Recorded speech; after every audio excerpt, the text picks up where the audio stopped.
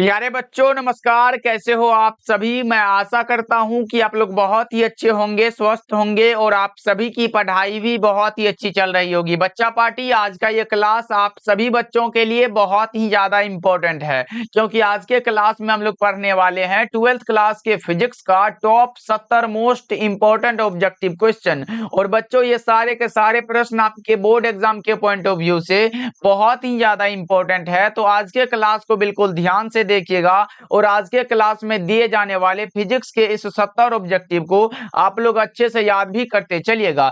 Okay, चलिए फिर class को स्टार्ट करते हैं। आप लोग भी हमारे साथ चैट सेक्शन में आंसर को लगाते चलिएगा और लास्ट में बताइएगा इस 70 ऑब्जेक्टिव में आप लोग सही कितना कर पाते हो, जिसमें कि पहला नंबर सवाल बच्चों आपके सामने है, तो आंसर को चैट सेक्शन में जरूर लगाते चलिएगा। पहला नंबर सवाल पूछा जा रहा है, आवेश के आयतन घनत्व का एसआई मात्रक क्या होता है। बच्चों आपको पता होना चाहिए कि आवेश के आयतन घनत्व को हम लोग सूचित किसके द्वारा करते हैं। बच्चों एक बार जल्दी से बता दो, तो रो के द्वारा सूचित करते हैं और हमारा जो फॉर्मूला निकल के आता है वो क्या होता है, जल्दी से बताओ। वो हमारा होता है क्यू बटा में कौन सा होता है, भी होता है क्या बच्चों। आयतन में पूछा गया तो भी हमारा आयतन ही होता है। चार्ज का हमारा कूलम हो जाता है और भी का क्या होता है, कूलम मीटर क्यूब होता है। यहां से अगर निकालते हो तो कूलम प्रति मीटर क्यूब किस ऑप्शन में दिया गया बच्चा पार्टी, ये वाला किस ऑप्शन में दिया गया, तो correct answer option number D होगा। लेकिन बच्चों अगर आपसे पूछे आवेश के रैखिक घनत्व का मात्रक क्या होता है, तो वो हमारा कूलम मीटर इनवर्स 1 होता है, यानी कि कूलम मीटर इनवर्स होता है ये रैखिक घनत्व। अगर पूछे आवेश के पृष्ठ घनत्व का क्या होता है, कूलम मीटर इनवर्स 2 होता है। और ये आवेश के आयतन घनत्व के लिए पूछे तो ये हमारा कूलम मीटर इनवर्स 3 होता है। करेक्ट आंसर जो होगा वो ऑप्शन नंबर डी हो जाएगा। चलिए दूसरा नंबर सवाल देखिए बच्चों, आज का क्लास बहुत ही ज्यादा इंपॉर्टेंट है सारे बच्चों के लिए। दूसरा नंबर सवाल पूछा जा रहा है, आर दूरी से विलग दो इलेक्ट्रॉनों के बीच लगने वाला बल समानुपाती होता है। किसके समानुपाती होता है ये बताओ, वो समानुपाती किसके होता है। तो आप लोगों ने पढ़ा होगा सर एफ समानुपाती को क्या होता है, Q1 Q2 अपन में क्या होता है, आर स्क्वायर होता है। अगर यहां से समानुपाती करते हैं वो हमारा R-2 के होता है। Correct answer option number D हो जाएगा।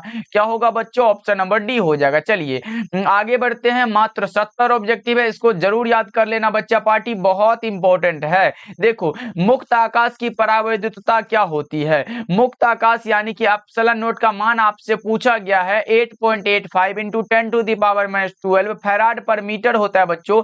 अगर एप्सिलॉन नोट का मात्रक पूछे तो वो हमारा क्या होता है, फैराड पर मीटर, ये इसका मात्रक है। इसलिए इसको भी याद रख लो, क्योंकि ये भी आया हुआ है कि एप्सिलॉन नोट का मात्रक क्या होता है, तो आप लोग लगाओगे फैराड पर मीटर होता है। Sir correct answer option number C हो जाएगा। चलो आगे बढ़ते हैं। फोर्थ नंबर सवाल देखो, फोर्थ नंबर सवाल है, निम्नलिखित में किस आवेश का अस्तित्व संभव नहीं है। तो हम लोगों ने एक फॉर्मूला को पढ़ा है कि Q बराबर क्या होता है बच्चों, Ne होता है। N हमारा क्या होता है, एक नंबर है, जैसे 1 लिख सकते हैं, 2 3 4 5 ऐसे होता है। और E क्या होता है, इलेक्ट्रॉन का चार्ज होता है, जो कि 1.6 इंटू 10⁻⁻19 कूलम के बराबर होता है।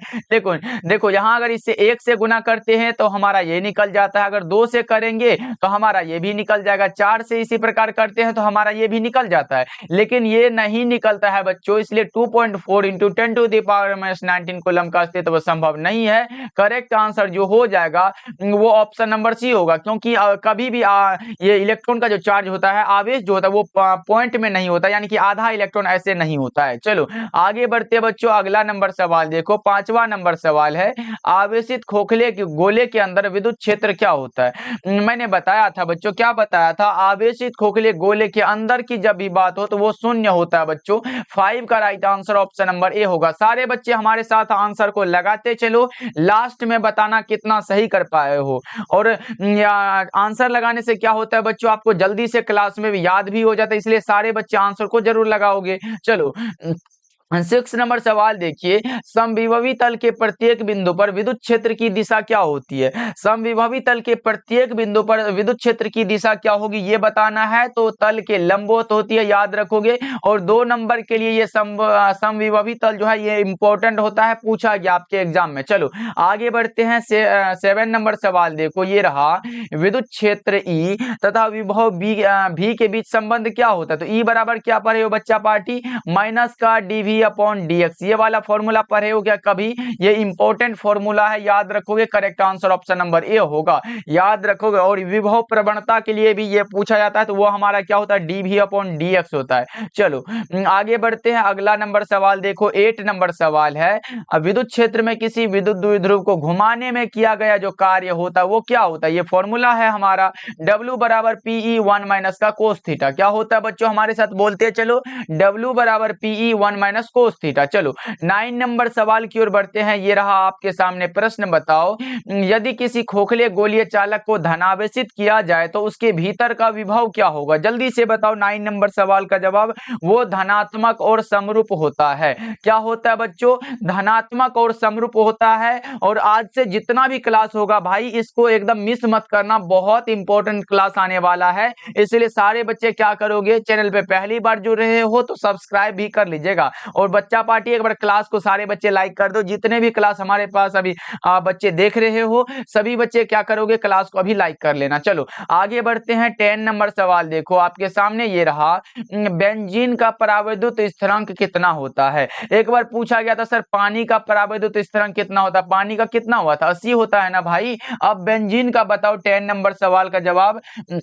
तो आप लगाओगे कितना सर? 2.3 जो होता है ये बेंजीन का ही तो है। करेक्ट आंसर जो होगा वो ऑप्शन नंबर ए होगा। सारे बच्चे क्या करोगे, इसको याद रखोगे। और निर्वात का क्या होता है हमारा? ये 1 होता है, ये पानी का होता है। चलो आगे बढ़ते हैं, अगला नंबर सवाल देखो, 11 नंबर सवाल है।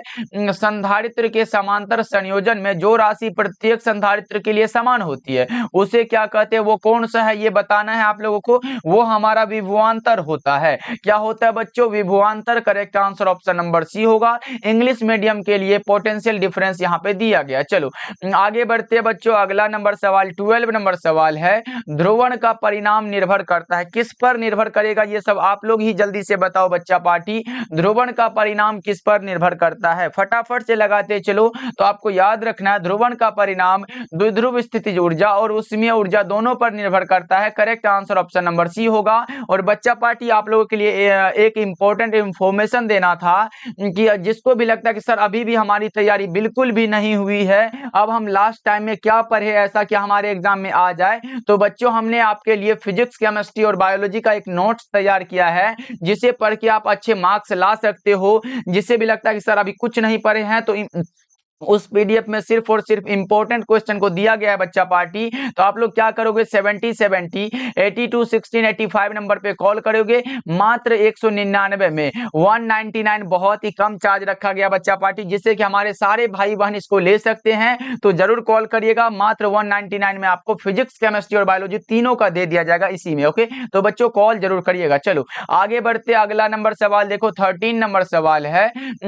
शुष्क वायु का सामान्य दाब पर परावैद्युत सामर्थ्य क्या होता है? ये तो बहुत इंपॉर्टेंट है सर, कितना होता है जल्दी से बता दो। वो होता है 3 गुना 10⁻⁶ वोल्ट पर मीटर होता है। सर ये वोल्ट पर मीटर क्या है? ये हमारा परावैद्युत सामर्थ्य का मात्रक है। इसलिए अगर अलग से भी पूछे परावैद्युत सामर्थ्य का मात्रक क्या होता है, वोल्ट पर मीटर होता है। चलो आगे बढ़ते हैं बच्चों, अगला नंबर सवाल देखो, 14 नंबर सवाल है।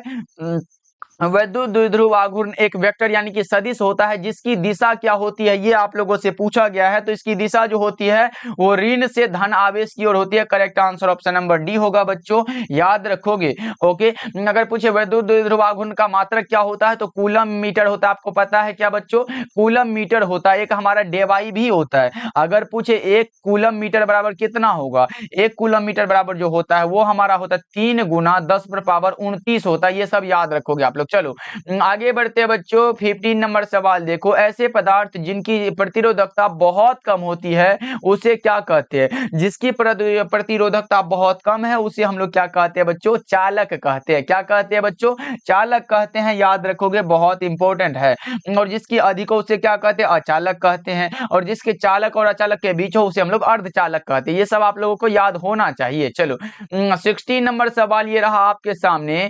किरचॉफ के प्रथम नियम नियम का सीधा संबंध आवेश संरक्षण से है। ये तो भाई सबको पता है कि किरचॉफ का पहला नियम जो है वो आवेश संरक्षण के सिद्धांत पर आधारित है। लेकिन दूसरा नियम किससे संबंधित है? तो दूसरा नियम ऊर्जा संरक्षण के सिद्धांत पर आधारित है, सबको पता है।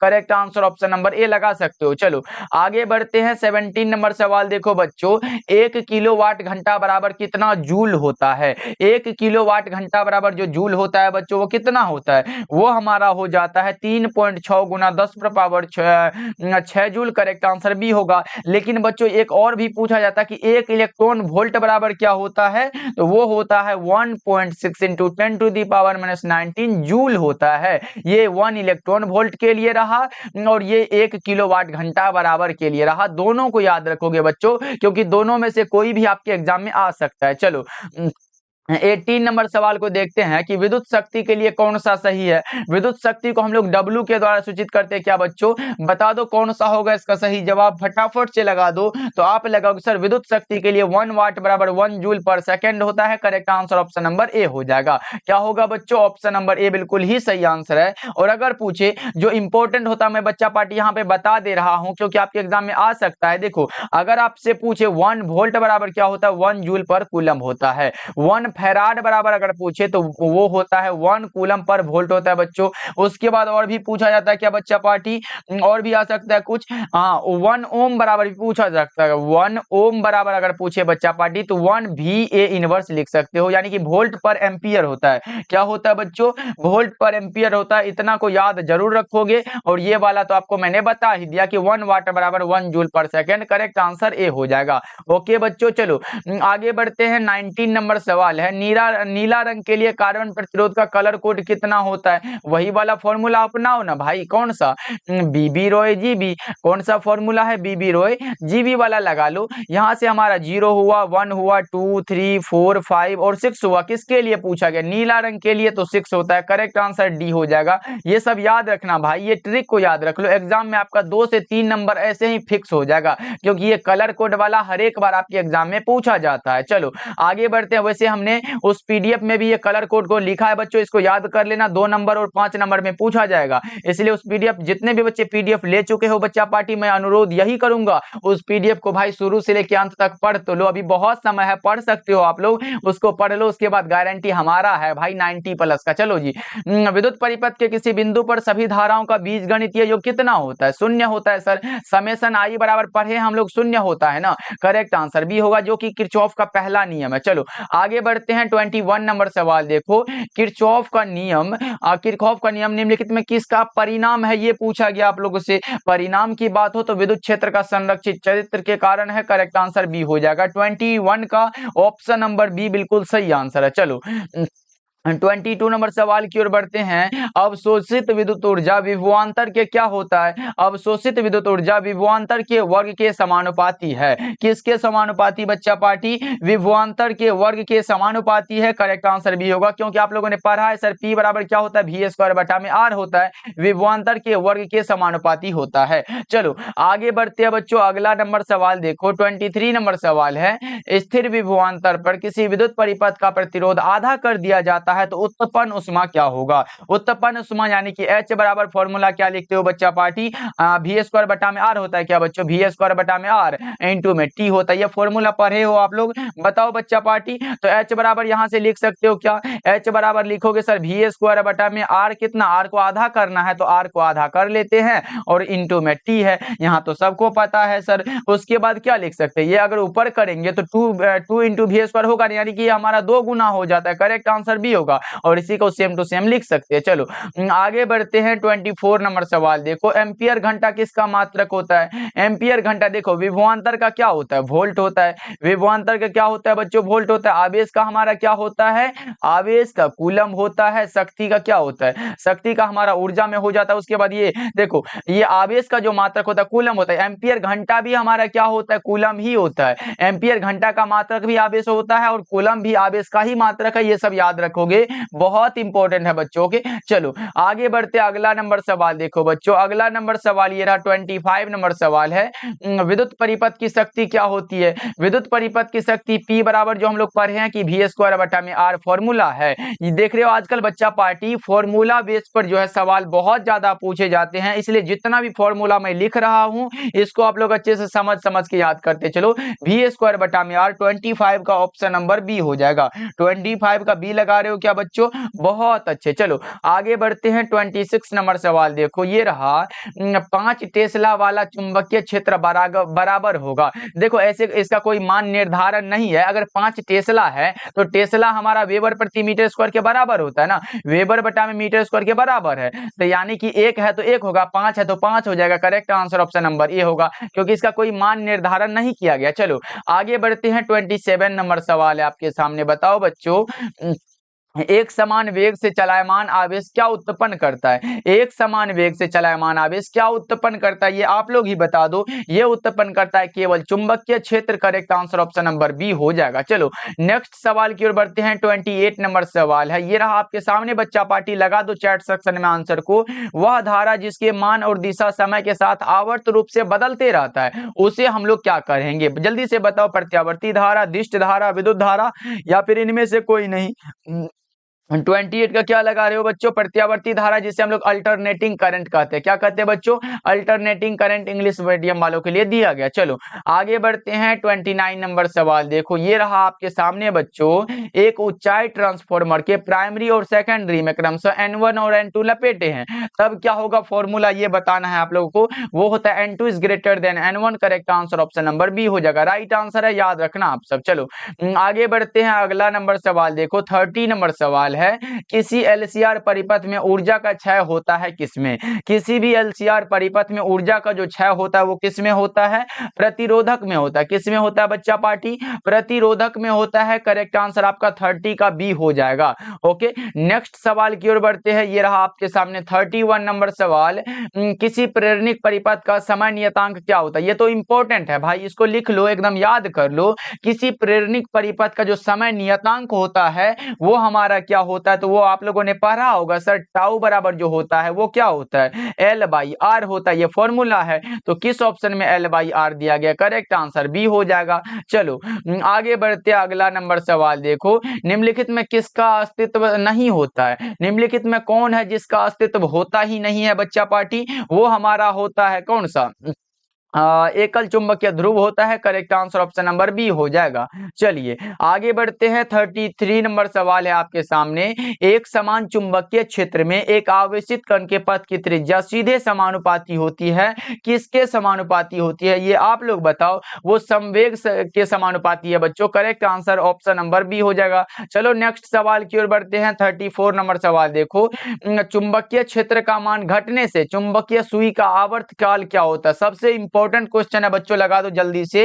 चुंबकीय क्षेत्र का मान घटने से चुंबकीय सुई का जो आवर्त काल होता है वो सीधे रूप से बढ़ता है। सही जवाब ऑप्शन नंबर बी हो जाएगा। चलो आगे बढ़ते हैं, 35 नंबर सवाल है बच्चा पार्टी। ये सारे प्रश्न को याद कर लेना, बहुत इंपॉर्टेंट है। देखो चुंबकीय आघूर्ण का मात्रक क्या होता है? चुंबकीय आघूर्ण के लिए हम लोगों ने क्या पढ़ा है? म्यू बराबर क्या होता है बच्चों? I इंटू में ए होता है। धारा का एम्पियर लिखेंगे और एरिया का मीटर स्क्वायर हो जाएगा। यानी कि आप कहोगे सर एम्पियर मीटर स्क्वायर ही हमारा करेक्ट आंसर है। किस ऑप्शन में दिया गया? ऑप्शन नंबर बी हो जाएगा। ऑप्शन बी लगा रहे हो क्या बच्चों? बहुत अच्छे। चलो आगे बढ़ते हैं, अगला नंबर सवाल देखो, 36 नंबर सवाल है, चुंबकन का एसआई मात्रक क्या होता है? चुंबकन बराबर क्या होता है? द्विध्रुव आघूर्ण बटा में आयतन होता है। अगर वहां से हम लोग निकालते हैं बच्चों, वो हमारा क्या होता है? एम्पियर मीटर इनवर्स होता है। क्या होता है बच्चों? 36 का क्या लगा रहे हो? Option number B. बहुत अच्छे। चलो आगे बढ़ते हैं, एम्पियर मीटर इनवर्स होता है चुंबकन का एसआई मात्रक। चलो गैडोलीनियम क्या होता है एक प्रकार का? ये बताओ आप लोग। गैडोलीनियम के बारे में आपसे पूछा गया, जल्दी जल्दी से बताओ बच्चों क्या होगा? वो हमारा लोह चुंबकीय पदार्थ। हमने बताया है लोहा आए, कोबाल्ट आए, निकेल आए, गैडोलीनियम आए, ये 4 आ रहा हो तो लोह चुंबकीय पदार्थ एकदम आंख बंद करके लगा सकते हो, बिल्कुल सही होगा। चलो आगे बढ़ते हैं, 38 नंबर सवाल है, एक प्रबल विद्युत चुंबक बनाने के लिए कौन सी वस्तु अधिक अधिक उपयुक्त होगी?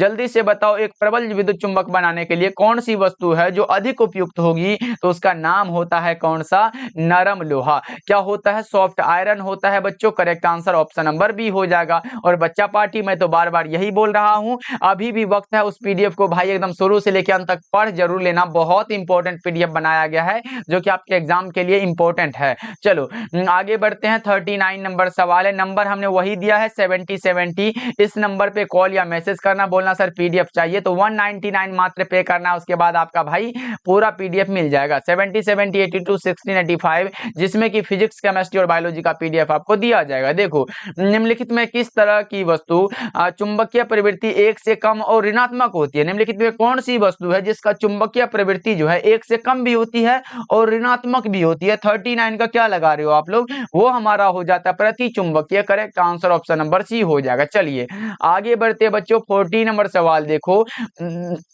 द्रव और गैस क्या होता है? द्रव और गैस जो होता है ये लौह चुंबकीय प्रदर्शित नहीं करते क्या? एक बार जल्दी से बताओ बच्चा पार्टी। हाँ, ये लौह चुंबकीय पदार्थ नहीं होते भाई। करेक्ट आंसर ए होगा। द्रव और गैस कैसे लौह चुंबकीय हो सकता है?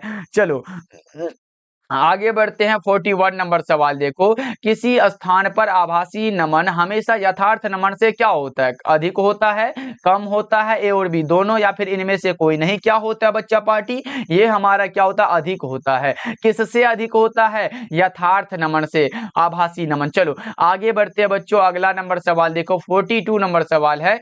विद्युत चुंबकीय तरंग की उत्पत्ति का मूल कारण क्या है? विद्युत चुंबकीय तरंगों की उत्पत्ति का जो मूल कारण है वो होता है आवेश का त्वरित गति। Correct answer option number B होगा। चलो नेक्स्ट सवाल की ओर बढ़ते हैं। ये रहा हमारे सामने प्रश्न। बताओ बच्चा पार्टी, किसी द्रव्यात्मक माध्यम में विद्युत चुंबकीय तरंग की चाल निर्भर नहीं करती है? किस पर निर्भर नहीं करेगी ये बताना है आप लोगों को। ये जो है निर्भर नहीं करती है तीव्रता पर। Correct answer option number C होगा। क्योंकि बच्चा पार्टी आपको पता होगा तीव्रता केवल जो है ऊर्जा का मापक है, यह विद्युत चुंबकीय तरंग की चाल का कोई प्रभावित नहीं करता है। Correct answer option number C हो जाएगा। चलो आगे बढ़ते हैं। 44 नंबर सवाल है आपके सामने। विद्युत चुंबकीय तरंगों की प्रकृति कैसी होती है? विद्युत चुंबकीय तरंगों की प्रकृति अनुप्रस्थ है, तो कई बार हमने बता भी चुका है, तो ये गलत मत के करके आ जाना भाई, बहुत इंपॉर्टेंट क्वेश्चन है। चलो आगे बढ़ते हैं। 45 नंबर सवाल देखो, ये रहा आपके सामने, तो जल्दी जल्दी से लगाओगे चैट सेक्शन में आंसर। फॉर्मूला टाइप का है। विद्युत चुंबकीय तरंग में विद्युत क्षेत्र और चुंबकीय क्षेत्र के परिणामों के बीच संबंध क्या होता है ये बताना है आप लोगों को। जल्दी से बता दो। वो हमारा हो जाता है E बराबर CB नोट होता है। Correct answer option number B हो जाएगा। क्या होता है बच्चों? ऐसे हमारा C बराबर पहले क्या होता था? E बटा में B होता है। अगर यहां से निकालते हैं तो E बराबर क्या होगा? E बराबर हमारा CB होगा। CB यही बराबर पूछा गया था। Correct answer option number B होगा। चलो आगे बढ़ते हैं बच्चों। अगला नंबर सवाल देखो। 46 नंबर सवाल है। ऑप्टिकल फाइबर क्या है? ऑप्टिकल फाइबर जो होता है वो ट्रांसमिशन लाइन भी है और वेवगाइड दोनों है। तो करेक्ट आंसर हमारा सी में दिया गया बच्चों। करेक्ट आंसर सी होगा। ऐसा मत करना कि यहाँ एग्जाम में जाके ऑप्शन नंबर ए को भी टिक कर देना, ऑप्शन नंबर बी को वैसे रंगा देना, बाद में पता चलेगा आपका नंबर ऐसे हो गया। नहीं भाई, यहाँ पे पढ़ना अच्छे से तब लगाना। चलो आगे बढ़ते हैं। 46 नंबर सवाल है। तरंग दैर्ध्य के बढ़ने से अपवर्तनांक का मान क्या होता है?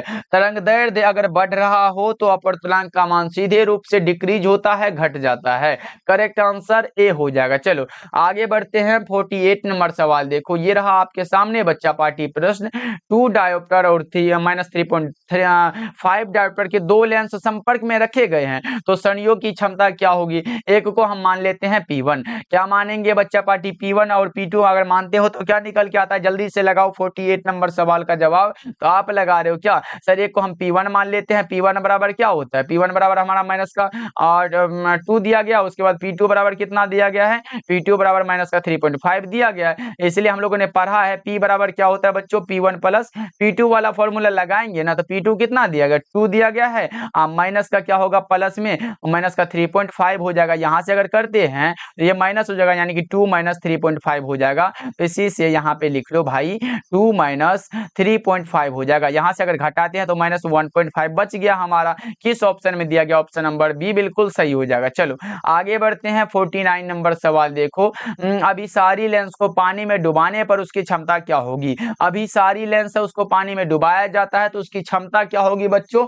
जल्दी जल्दी से बताओ। 49 नंबर सवाल का जवाब डिक्रीज होती है, घट जाती है। सही जवाब ऑप्शन नंबर ए हो जाएगा। चलिए नेक्स्ट सवाल की ओर बढ़ते हैं। 50 नंबर सवाल देखो, निकट दृष्टि दोष वाली आंखें स्पष्ट देखने के लिए किसका व्यवहार करती है? निकट दृष्टि दोष वाली आंख जो है वो अवतल लेंस का यूज करती है बच्चों। Correct answer option number B हो जाएगा। वैसे अगर पूछोगे उत्तल लेंस जो है ये दूर दृष्टि दोष अगर जिसको है वो उत्तल लेंस का यूज करता है। उसके बाद हमारा बायोफोकल लेंस जो होता है वो अबिंदुकता को दूर करता है। बेलनाकार लेंस क्या होता है? ये बेलनाकार हमारा अबिंदुकता को दूर करता है और बायोफोकल जो होता है ये हमारा जरा दृष्टि दोष को ये दूर करता है। चलो आगे बढ़ते हैं। अगला नंबर सवाल देखो, 51 नंबर सवाल है, माध्यम द्वारा श्वेत प्रकाश का वर्ण विक्षेपण तभी संभव है जब माध्यम क्या हो? जल्दी से बताओ। माध्यम द्वारा श्वेत प्रकाश का विक्षेपण तभी संभव है जब माध्यम क्या होना चाहिए? जल्दी से बताओ। 51 का ये होना चाहिए कोई पारदर्शी माध्यम। Correct answer option number D हो जाएगा। चलिए आगे बढ़ते हैं बच्चों। 52 नंबर सवाल देखो, ये रहा आपके सामने। जल्दी से बता दो, प्रकाश स्रोत के आकार के अनुसार तरंगाग्र कितने प्रकार के हो सकते हैं? ये तो बहुत इंपॉर्टेंट है, 2 नंबर में भी पूछेगा तो आप लोग लगा के आओगे। जल्दी से बता दो। तो वो हमारा कितने प्रकार के होते हैं? 3 प्रकार के होते हैं। आप बोलोगे सर कौन कौन? एक हमारा गोलाकार होता है, बेलनाकार होता है और समतल होता है। 3 हुआ ना? करेक्ट आंसर बी हो जाएगा। चलो आगे बढ़ते हैं। 53 नंबर सवाल है, प्रकाश तरंगों को अनुदैर्ध्य तरंग मानने से निम्नलिखित में कौन सी घटना की व्याख्या नहीं हो पाती है? कौन सी घटना है जिसकी व्याख्या नहीं हो पाती है? इसका आंसर जल्दी जल्दी से बताओ बच्चा पार्टी। वो होता है ध्रुवण, जिसकी व्याख्या नहीं होती है। करेक्ट आंसर डी हो जाएगा। चलो आगे बढ़ते हैं। 54 नंबर सवाल देखो, एक पतले फिल्म के रंग का कारण क्या है? एक पतले फिल्म के रंग का कारण क्या हो सकता है? जल्दी से बताओ। व्यतिकरण है क्या बच्चा पार्टी? व्यतिकरण हो जाएगा। राइट आंसर विकल्प नंबर बी हो जाएगा। चलो आगे बढ़ते हैं। अगला नंबर सवाल देखो, 55 नंबर सवाल है, मानव नेत्र की विभेदन क्षमता मिनट में क्या होती है? अगर बच्चों डिग्री में पूछता तो 1/60 डिग्री लगाते, लेकिन मिनट में पूछा गया 1 होगा। करेक्ट आंसर बी हो जाएगा। चलो 56 नंबर सवाल देखो, पोटेशियम का कार्यफलन कितना होता है? पोटेशियम का कार्यफलन आपसे पूछ दिया गया है बच्चों। लगाओ, क्या लगाओगे जल्दी जल्दी से। पोटेशियम का जो होता है वो हमारा होता है 2.30। किसमें कितना होता है बच्चों?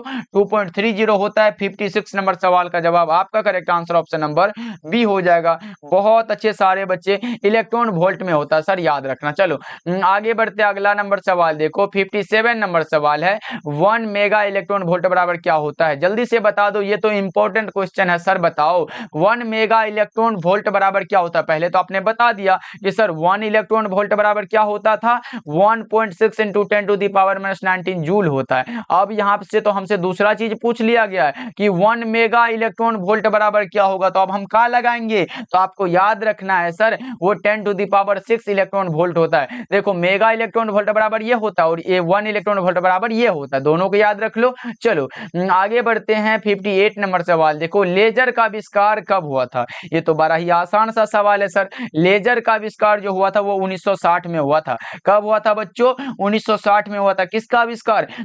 लेजर का आविष्कार किसने किया था? मैमन ने। चलो आगे बढ़ते हैं। 59 नंबर सवाल देखो, 59 नंबर सवाल है, कैथोड किरणें क्या है?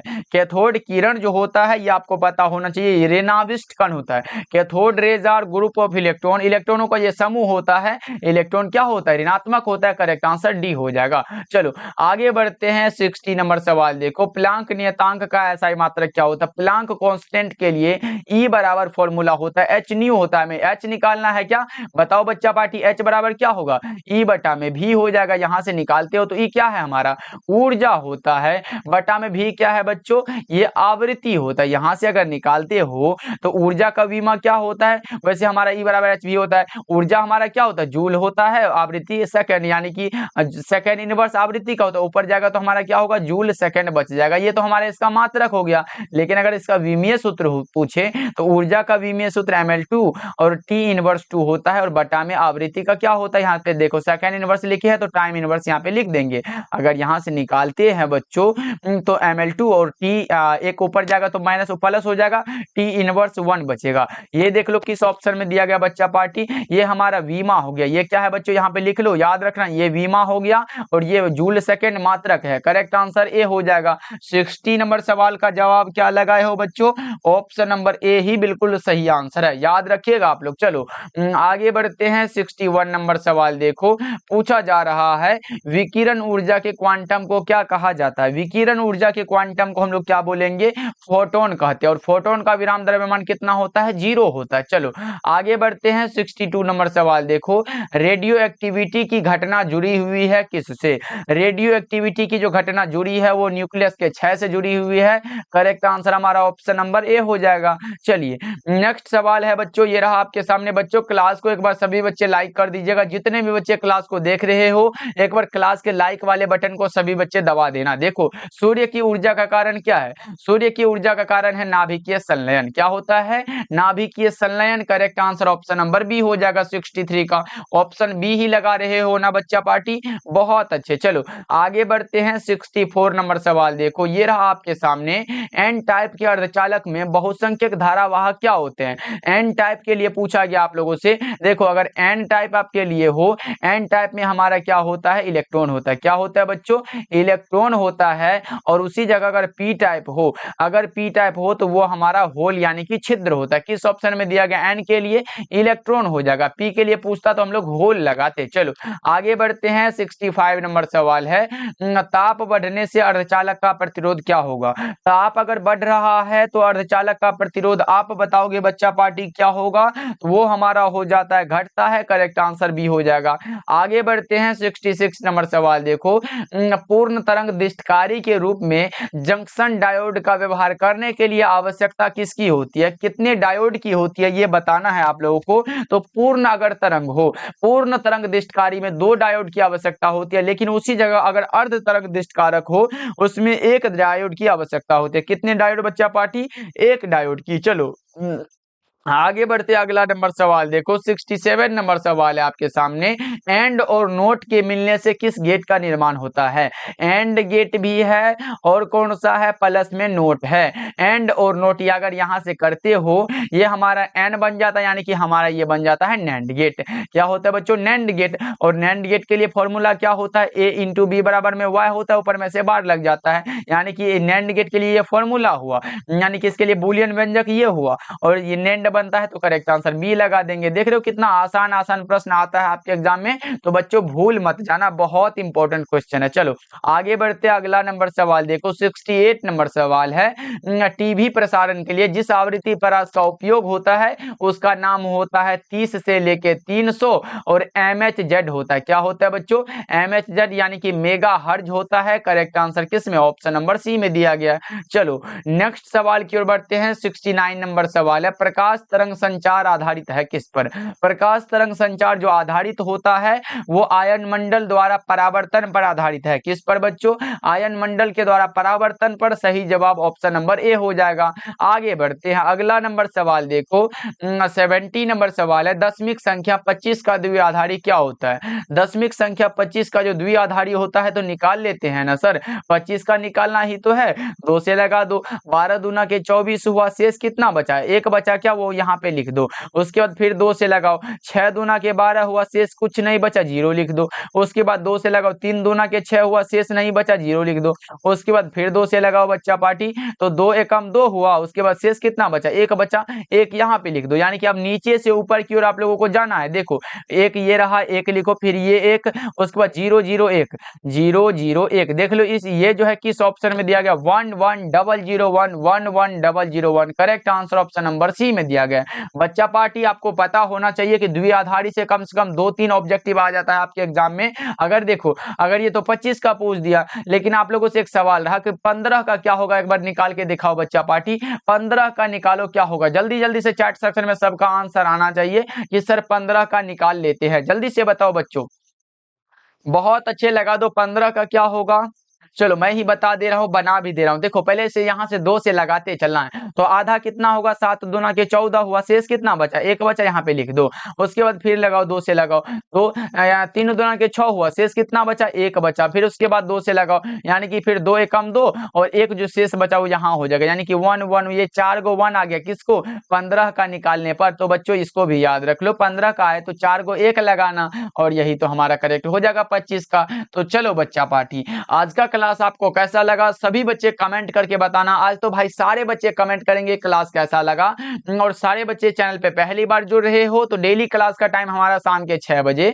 शाम के 6 बजे होता है डेली क्लास हमारा। और कौन सा होता है बच्चों, शाम के 8 बजे होता है। दोनों क्लास को जरूर ज्वाइन करिएगा। और बच्चा पार्टी 70 70 82 16 85 नंबर पे कॉल करके मैसेज करके आप लोग उस पीडीएफ को ले सकते हो, जिसमें कि फिजिक्स, केमिस्ट्री और बायोलॉजी का तीनों का इंपॉर्टेंट क्वेश्चन जितना भी होता है, जितना भी आपके बोर्ड एग्जाम में आने वाला होता है, सारे क्वेश्चन को उस पीडीएफ में कवर किया गया है। तो सारे बच्चे 199 में जरूर लेंगे। ओके बच्चों, मिलते हैं फिर अगले क्लास में। सारे बच्चे आप अपना ध्यान रखिएगा।